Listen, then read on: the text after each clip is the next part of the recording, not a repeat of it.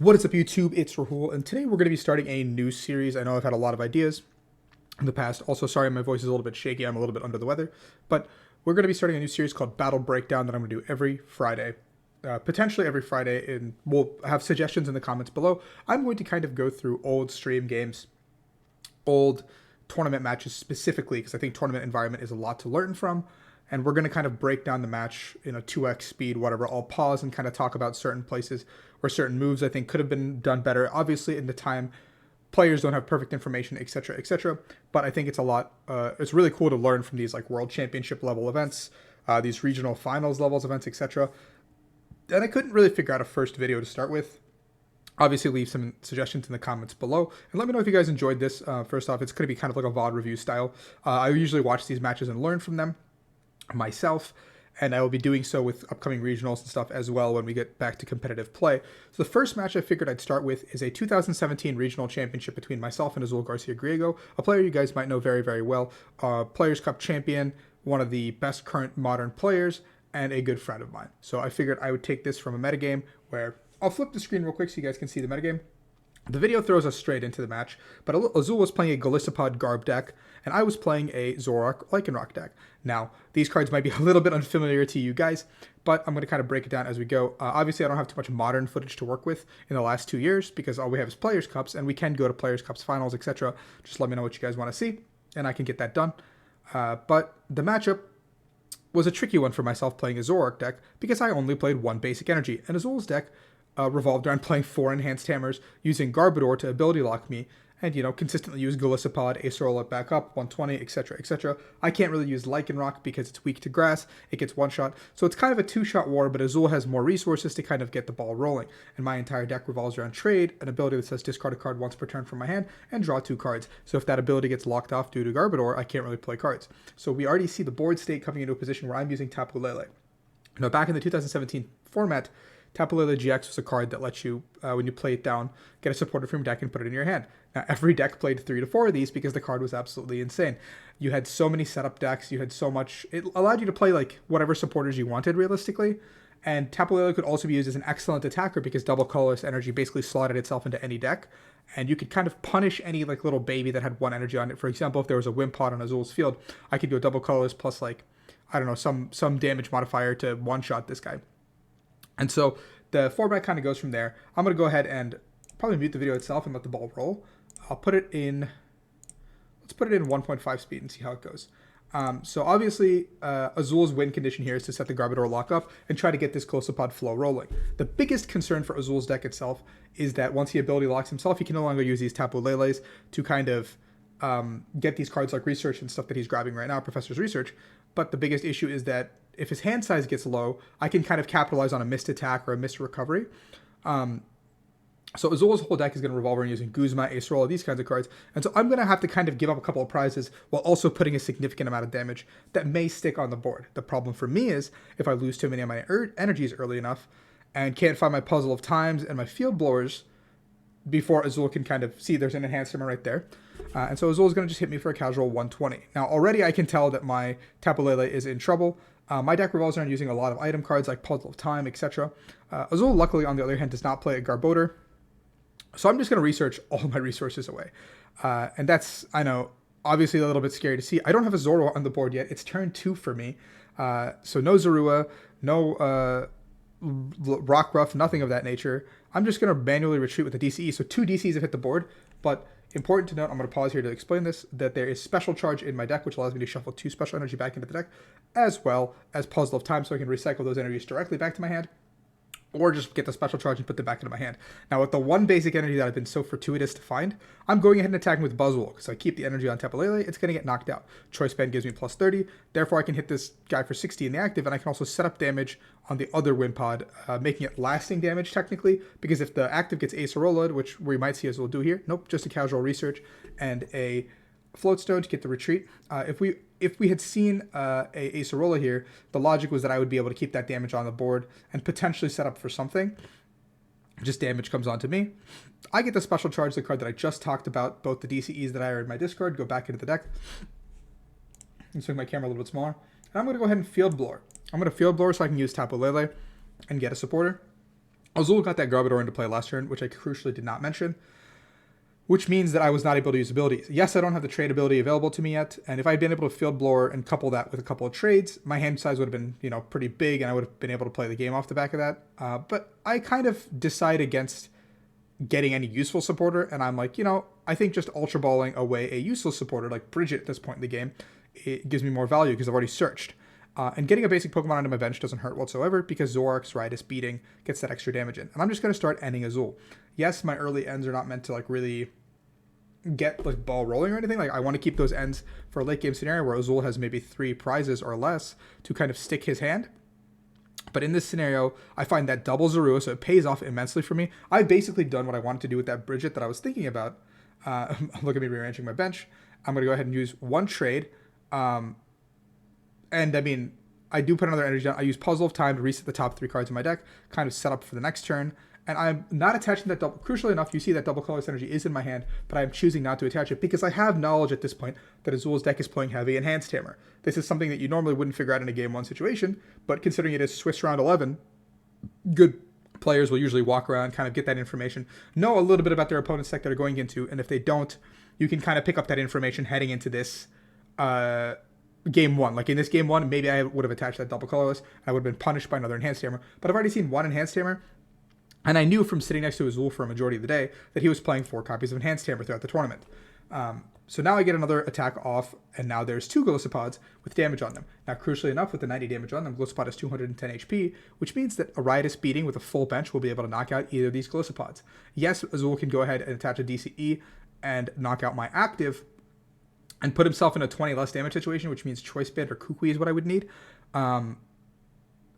Yeah, so that's kind of what would happen here. Azul is still in the driver's seat. He has 2 prizes pretty much laid out for him here, and he has 2 more on the bench laid out for him here. And I could take this knockout here potentially next turn, but then all of a sudden a single Acerola would kind of get rid of all the good stuff I've done. And we can see Azul's hand right here, double Guzma and Acerola, DCE. So for Azul, the most likely scenario is to Acerola the benched Glissopod, or the active, it's fine, and just start setting up a new Glissopod. Basically, he's been able to mitigate all that damage. He gets a free turn, basically, and he gets to go ahead and knock me out. So he gets to set up all of this behind that, and I get a free knockout on the Glissopod as well, but now I have to deal with another clean Glissopod. Yes, Azul and I were teammates at one point, so we were wearing matching jerseys. It's a little bit cute, I know. I found myself in a situation where now so from this board position, knocking out the Glissopod is free, right? I can take 2 prize cards. This is a critical thinking moment for players. What is Azul's win condition, and what makes the game hardest for me? What makes the game hardest for me is if Azul can keep chaining these fresh new Glissopods. So how do you stop this chain? Answer in the comments below. I'll give you guys 2 seconds. 1, 2. The answer is to start cutting off the Wimpod's head. If we can start knocking out the Wimpods every turn, this damaged Glissopod will have to stay in play. So if I can go knock out Glissopod, or knock out Wimpod, into knockout Glissopod, into knockout a Tapu Lele, the game can end that way. If I can prevent Azul from getting a fresh, clean Glissopod into the active spot, the game gets way easier for me to play the game. But if a fresh, clean Glissopod sits in the active, I can never one-shot that without getting a Lycanroc into play and using Dangerous Rogue GX, which I'm already putting myself at a disadvantage because now my multi-switch is gone. I think I've already used 2 puzzles, and I have to pull off a combination play, and it's hard for me to do that kind of combo play, especially with Azul plays a deck that revolves around getting rid of special energies so freely. So I see the Guzma in my hand. I kind of see the play that I have to make. Azul also crucially did not get a tool down last turn, which means I have the ability to start using trades. And I see the play correctly. I can go ahead and grab the Wimpod. I motion to Azul that I'm just kind of going back and forth between the 2. I am debating putting the Rockruff down. I do it. I'm going to go ahead and trade again a second time. And I get a 3rd trade down. No, I don't. I already traded 3 times. Okay, cool. So I get that knockout down. That Rockruff is a big liability for me, but if Azul doesn't get an Enhanced Hammer, and play it the way he wants to, I don't have to evolve it into a Lycanroc until I need it to use that Dangerous Rogue attack. Crucially, I would only need it for Dangerous Rogue, and Azul has kind of overbenched himself a little bit. I don't remember if he started Tapu Koko or started something else, but Tapu Koko is the best fruit treater in his deck, so he's already filled his bench to the point where it's a little bit bad for him, because now I have that Dangerous Rogue attack potentially available to me, and that's really what I want to do at some point in time. You can see... obviously for both myself and Azul, N is probably going to be a very crucial supporter to kind of limit our hand sizes. Once Azul gets the Garbodor locked down, I can't get any more fresh cards. So that's going to be the biggest issue for me. Azul is going to opt to use this Tapu Lele, I think, this turn, or maybe next turn. I don't remember what he attacks with this turn, but if this Glossopod comes into the active, it's just gonna die. There's like no ifs, ands, or buts about it. It's a free prize for me. So maybe Azul is thinking I got to come in with Lele and make it, get the free 80 damage here, which sets up for the next turn with a Choice Band if I can get that play. And you can see, crucially, I already drew into the top of the Field Blower in my hand. So even if Azul gets a tool down this turn, I'll be able to blower and do some trades. An Enhanced Hammer comes down, which it's not super crucial because it limits Lele's damage. But also for Azul, he's thinking, if I can get rid of all of Rahul's energy, it makes it really hard for him to pull off these combo plays, make him get these energies, because I've already used my special charge, 2 puzzles, and I think that's 1 DC in the discard, 1 strong energy, and a basic fighting at this point. So my energy count is really my crucial like time bomb ticker, I guess. Like as soon as that number runs out, I've lost the game effectively. Azul does not get a tool down, so I can go ahead and feel free to trade once again. I'm asking to take a look at the discard to see what counts there are. With the deck like Calistopod, you know kind of what the telegraphed counts were back then. It's similar to playing in something like Shadow Rider VMAX right now, where you know exactly how many like copies of Shadow Rider there's going to be, how many copies of this is there going to be. Like same with Single Strike Reader, there's going to be 4/4 Houndoom.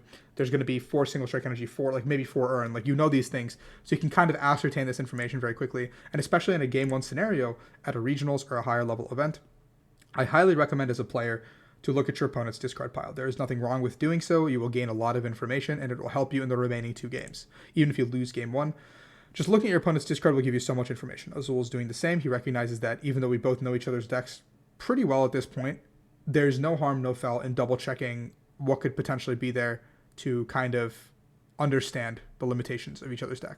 You see another trade coming from me, another trade. I get the 3 full trades. I also have an Enhanced Hammer in my hand. I'm just looking for a Guzma this turn. I play copies of Max Potion in my deck, which is kind of cute because this gives me the ability to, I go ahead and grab the Lycanroc. So it's not the most ideal scenario for me, but I know that I recognize that I have to take care of the Wimpods. The Wimpods are the biggest threat, and I get that Enhanced Hammer down as well. My Max Potion, the Lele, so this, my active Zoroark is never in danger of getting one shot, but because I can Max Potion the Lele, this prevents myself from getting, double Guzma knocked out for the game. Azul has no way to one-shot anything on my board besides the Lycanroc, and at this point, if the Lycanroc goes down, I think I'm okay, because I'm trying to make it so Azul doesn't get another Wimpod into play.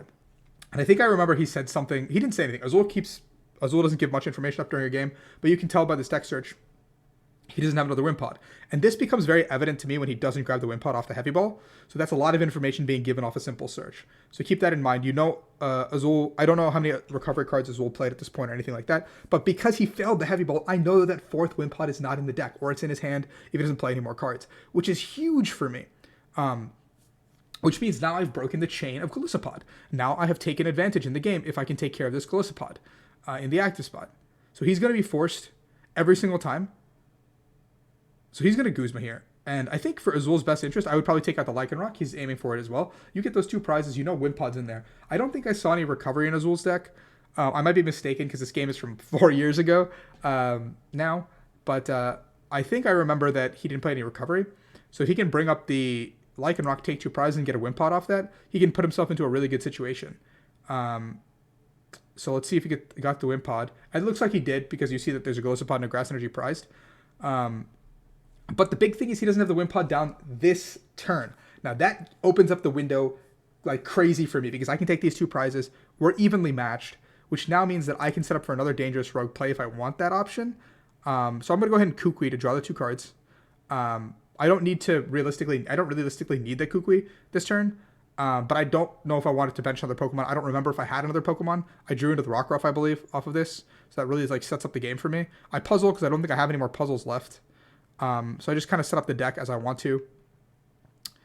And I'm just going to go ahead and knock out because I don't feel like I need to bench another Pokemon here. I don't think it's necessarily beneficial for me to put a Rockruff down because I don't think I had Lycanrocs or something left. I don't remember why I did the play the way I did it. There was no energy in my hand. But if I had the energy in hand, I might have been able to put on a Rockruff and an energy, forcing Azul to have double Enhanced Hammer to kind of stay in the game. Because if Rockruff stays in play, I can go ahead and bring up the Lele because Azul has to bench a Wimpod. There's no other option here. And as soon as that Wimpod hits the board, I can go ahead and Guzma the Wimpod.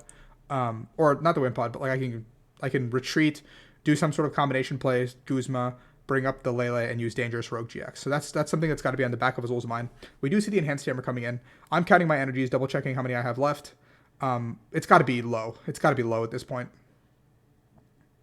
And research comes through. I didn't end Azul, so I have no idea what happened to his win pod. Maybe he's out of win pods. Maybe he's out of win pods at this point. And so now Azul's only attacker left is a Tapu Lele. 70 damage comes through. I get the blower. That was a top deck, I believe. Wait, let me double check. Did I sack Azul right there?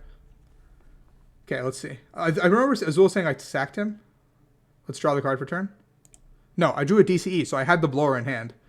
I puzzled last turn. There's no way I would have sacked anybody. So I knew exactly what my top deck was. I kept the blower. I played 2 blower, crucially, to be able to have trade available to me. I don't think the trade mattered too much here. But if I found Max Potion, I think I just can't get knocked out next turn. So finding Max Potion would just put me in a position where the game kind of gets blown wide open. So I have a Floatstone, I have a DCE, Rockruff, and an N. Now I also had an Acerola in hand, which I'm really curious why I didn't use the Acerola. Because I think if I use the Acerola, I'm just preventing myself from ever getting knocked out in any situation, because now I was looking to go DCE Guzma and win the game. So that might have been a little bit of a mistake on my part. Looking back on this game from 4 years ago, I do let me just double check that was an Acerola in my hand. Yeah, see right here. No, a little bit back. You guys can't see it, but there's an Acerola right here. It's the second card in the hand.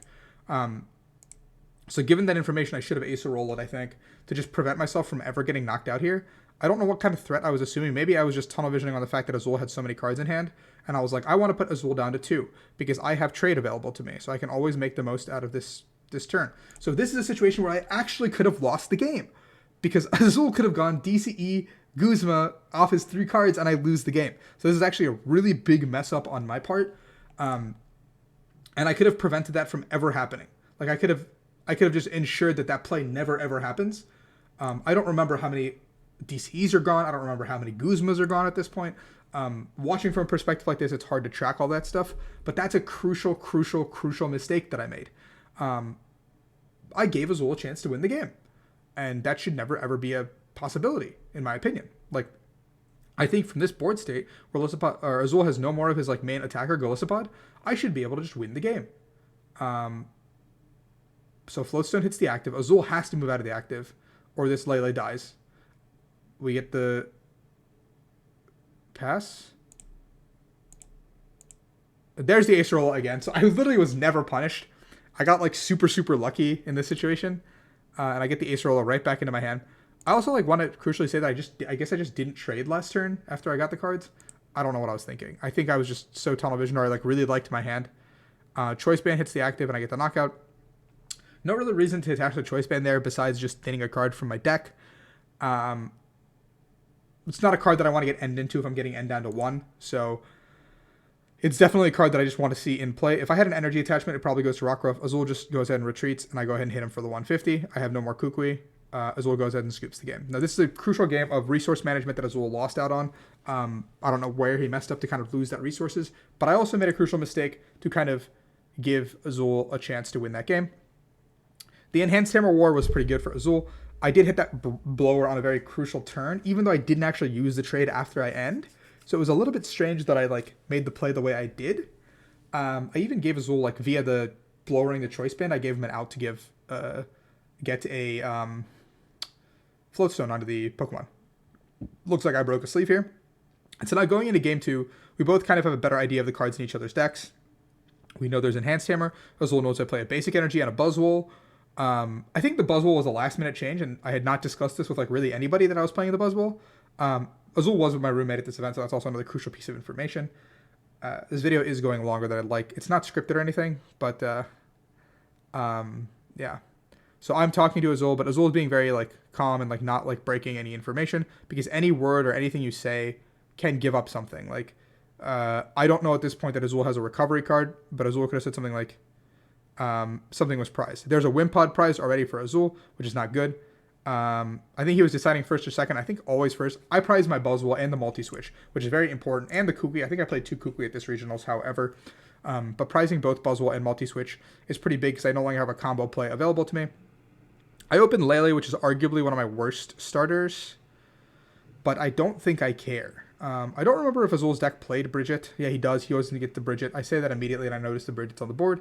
So the turn 1 go-to staple in this format was turn 1 Lele for Bridget, and boom, boom, boom, triple Wimpod hits the board. So now I know my Wimpod strategy is a little bit out the window. I can't chase Azul's Wimpods anymore because unlike game one, that option like of just sticking him with the one Golisopod is no longer available to me. He'll always have that Golisopod. My hand was just pretty much atrocious. I can't research. I didn't have a Bridget despite having like played 4 in this format. And we're going to go ahead and just end to draw some cards. And I have nothing. So if Azul had an energy, there's a pretty good chance I'd be the one going home this next turn. But Azul missed an energy. He's going to be able to get a Golisopod here. He's getting rid of 2 researches, which is actually pretty big. Keep that in mind. In a deck, supporters hitting the discard gives you a really big indication of how the rest of the game is going to play. And Azul getting rid of 2 research on turn, what is this now, 2? Means that he is now down 2 research, especially in a game where I'm going to be planning on ending him. There's the 3rd research, as we just saw. And my entire game plan is going to be able to end him and kind of stick him if I can. And yeah, I mean, with 3 research gone, that makes it a lot easier to stick him. And there's a pass. So Azul crucially misses the energy. I let out a little fist bump knowing that I hit the Bridget. I survived one more turn of basically getting free beat. I grab a triple Zorua because getting Rockruff here is kind of a weird play because I know that in any given situation, Rockruff is going to probably just get knocked out anyway. So I need to be able to get Zoroarks into play to simply be able to cycle them. So Azul's strategy is similar to what I had, where he wants to try to cut off my circulation with the Zoroarks. And you can see I already have the DCE in hand. So I'm like ready to go. I'm like raring to go for next turn. Azul gets the attachment on the other Wimpod. He's doing a very good job of just cycling it out. There's the Guzma. See, he's going to try to just cut off one of my pieces. Another great heavy ball, sorry. He's getting the Garbodor here because that's the harder pieces to find, I believe. He played a thinner line of that. So he's going to go ahead and try to ability lock me here. I believe another Trubbish. This is like an ideal board besides the Tapu Koko. If there was a Koko in play besides the Lele, I think he's got a perfect board. 1 prize comes down. It was a Grass Energy. Now for myself, what did I promote? Can we go back to me, please? So I promoted the Zorua. We're going to go for the Zoroark. Zoroark gives me the best damage numbers. And I'm telling Azul I'm going right back in. Do you want me to shuffle still? I think he was like, no, I don't care. Go back in. It's always polite to still ask your opponent. Like, I'm going to go back in. Give me a sec. And if they're like, can you shuffle anyway? I'm going to be like, dude, why? And there's a research. I could have benched the Lele, get a little more damage into play. But, yeah. Why did I not trade? Did I not trade again? I feel like I didn't trade again. Okay.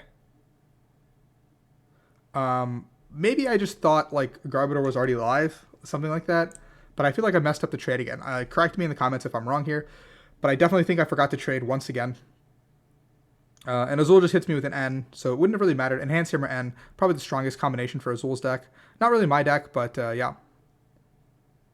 Okay, so I have a Field Blower in hand already. That's very crucial to note. I am ability locked this time around, but I do have the Field Blower in hand. And Azul is going to go ahead and use the 100 Armor Press, which reduces the damage going back to him. So yes, I would need 130 to knock him out, but 150 with a Choice Band and full bench kind of gets me there, which is still really, really good. And that swings the tempo entirely of the game still, because he only knocked out a 1-prize Zorua. So everything left on my board is 2 prizers. So I have the Blower. I remember Azul said that he thought I top decked the Blower here, but it was already in my hand. I top decked Zorua here. But that was like a very crucial blower to kind of give myself abilities to trade. I think I have double puzzle already in hand. So we're gonna go ahead and look for the double puzzle play. We're gonna trade. There's a basic fighting. I'm gonna trade the other Bridget. There we go. Double puzzle play comes in here. I'm almost certainly just grabbing myself a Pokemon plus.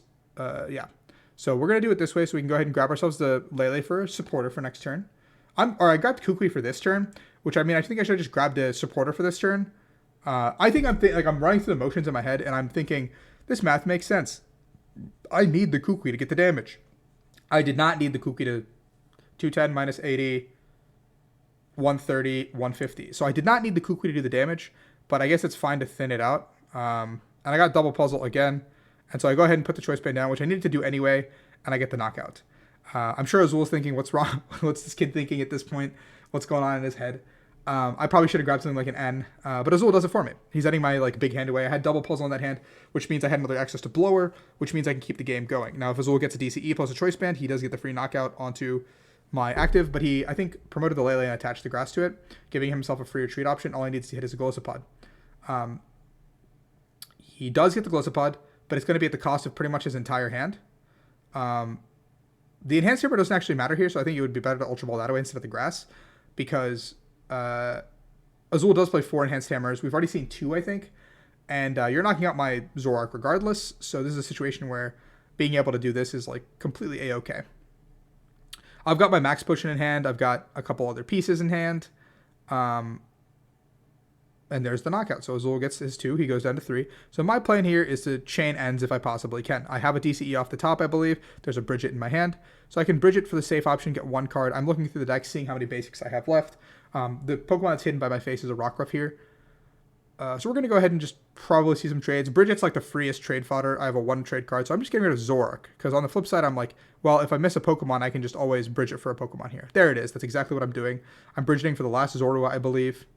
If I don't have another Zorua, I'm facing the exact same problem that Azul did in Game 1. Now, you're seeing that exactly here. Azul in Game 1 did not have enough Wimpods to keep chaining. Yes, I don't have enough Acerola comparatively to what Azul had last game, but I'm in the exact same situation where now I'm stuck. This Zoroark has to go the distance. 1 card I played that Azul didn't play was Max Potion, which kind of like does the same thing, really, but it's a little bit scarier because I can't chain it anymore. I can't chain what I want. And then there's the end. So important to note, Azul's only ending here, but that's because, remember, turn 1, 3 research, hit the discard. So it's a pretty good likelihood that Azul has 1 research left, or no research left at this point in the game. So all of Azul's supporters remaining are Ends, Acerola, and Guzma, which means every time Azul uses End, he's going down to 3 cards, which is not very powerful.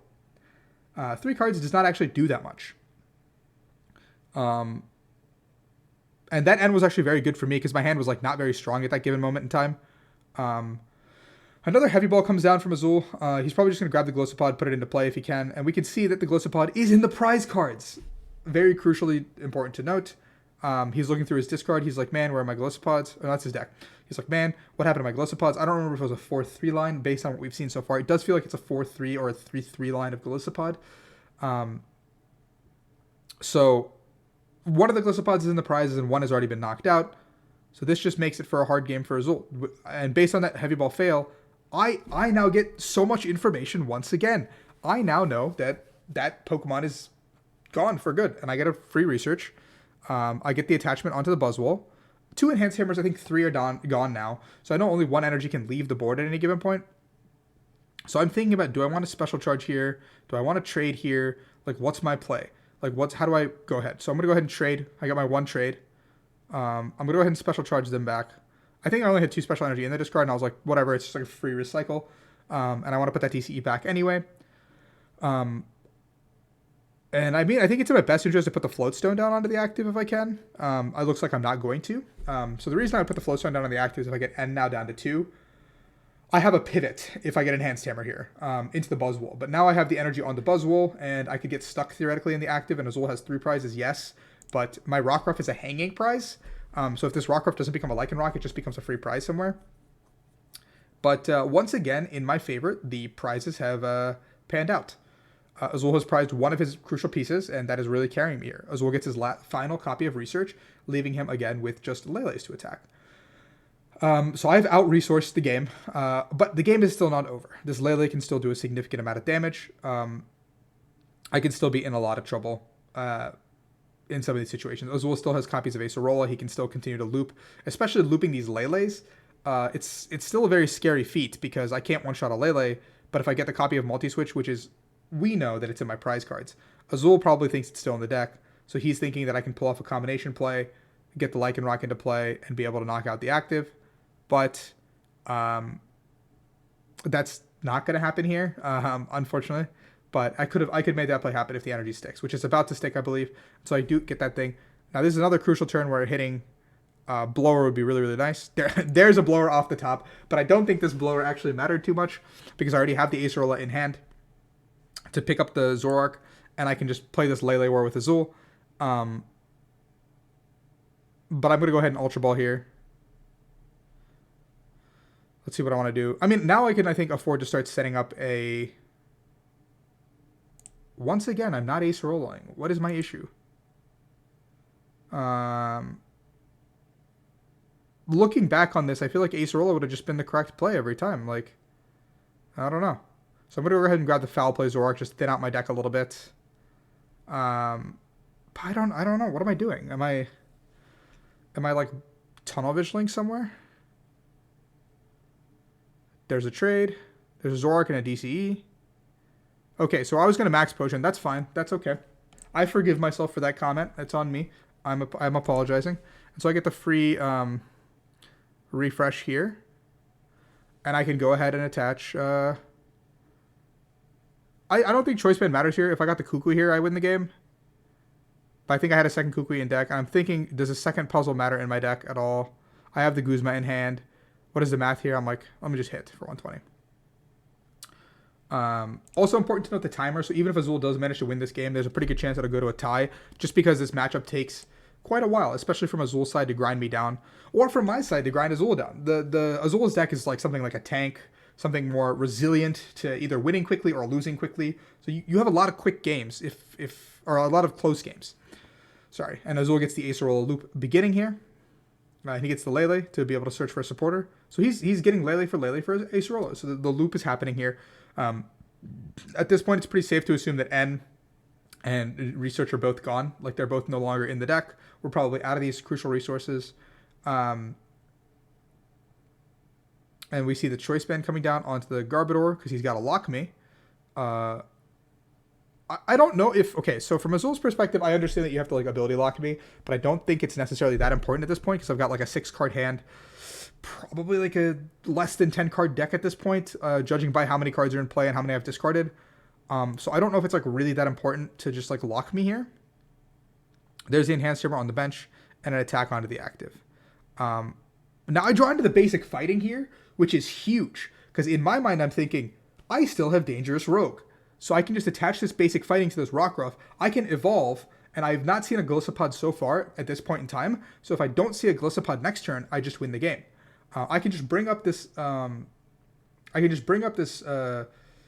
this guy's name? Garbodor. I can just pass by not even attacking it and force my opponent to have the Guzma. And then next turn, I have the Guzma in hand.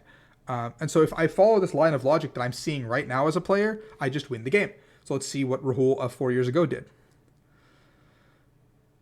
So if I was a player right now, I would simply just set up the Lycanroc play, get out of the active, just give him something useless to sit there. Like the Garbodor, because I know I can't pivot. It's probably like Ace Roll is his only real like way to pivot besides Guzma. I'm counting everything here. I think I see a size. I think all the ends, all the research were in the discard at this point. But I think he had Guzmas left. That's like the one thing I think I knew. But it didn't matter because I think I could still just win the game off of attach to the back, evolve to Lycanroc, win game. I should still evolve Lycanroc. Okay, so I puzzle because the puzzle doesn't matter. I just want to get an energy for next turn. I do see that there's 2 energies on top of my deck. So I think I'm debating which energy is more important. And I go ahead and grab it. What's merit to me not Lycanrocking here? Okay, let's think about it. What's the merit to me not Lycanrocking here? If he goes Guzma, he has to have Guzma DCE, I guess, to knock out the Rockruff. Plus, no, he needs one more, I think. I don't remember. Whatever, the merit's fine. I think I'm just hoping that if I get N down to... the N's are gone, too. It doesn't really make sense that I wouldn't do what I did. Like, it doesn't make any sense that I wouldn't even just threaten to play. And now Azul's completely stuck. This is like a complete GG angle, I believe. You can't deal with Lycanroc. You can't deal with my active. And Acerola comes down. You're just healing your board. It doesn't matter if you bench the other Lele or not. You're still stuck. So I'm going to go through all the motions here. Attachment, Lycanroc, Floatstone, Retreat, and I have the Dangerous Rogue GX. Now, I think in hindsight, attaching the energy there would have been, or like evolving to the Lycanroc does not change how the game progresses. But all things considered, I did win that game. Now, if you guys did enjoy this content, it is my first battle breakdown. I want to do these every Friday, just going through different matches in history, kind of getting a better understanding, preparing you guys to be better players. This is kind of how I do VOD reviews with players. We kind of walk through all the steps. If I have lists open to me, I will look at these lists and we'll go through them. So I can in future like show both players' lists when we start the game, kind of break that down as well, and we can jump into the game. I would love to see I would love to do something like international finals. I would love to show international top cuts. Any matches that you think are super, super, super close or super, super historic for certain reasons, leave them in the comments below. We'll get to them. But thank you guys for watching. We're going to try this Battle Breakdown series out and see how it goes. I appreciate every single one of you that's been supporting me. Remember to like, subscribe, and I'll see you guys on Monday.